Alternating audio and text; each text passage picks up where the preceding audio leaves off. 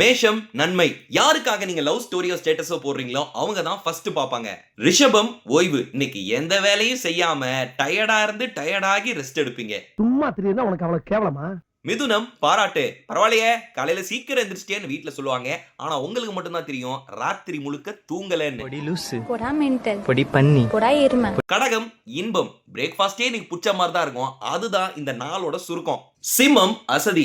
வேலை செஞ்சு அசதியா இருக்க மாட்டீங்க, வேலை செய்யணுமா நினைச்சே அசதி ஆயிருவீங்க. நடக்கிறது கூட ஒரு வேலையா இருக்க. கன்னி பக்தி. ஜனநாயகன் FDFSக்கு எப்படியாவது டிக்கெட் கிடைச்சணும்னு ஊர்ல இருக்கிற எல்லா சாமியையும் வேண்டுவீங்க. துலாம் லாபம். உங்க அக்கவுண்ட்ல 30,000 ரூபாய் கிரெடிட் ஆயிருக்குன்னு மெசேஜ் வரும். ஆனா அது ஸ்கேம்னு தெரிஞ்சும் சந்தோஷப்படுவீங்க. விருச்சி ஆக்கம். நியூ இயர்க்கு எடுத்த ரெசல்யூஷனை 5 நாளா ஃபாலோ பண்ணாம இன்னையில இருந்து ஸ்ட்ரிக்ட்டா ஃபாலோ பண்ணுவீங்க. தனுசு தனம்.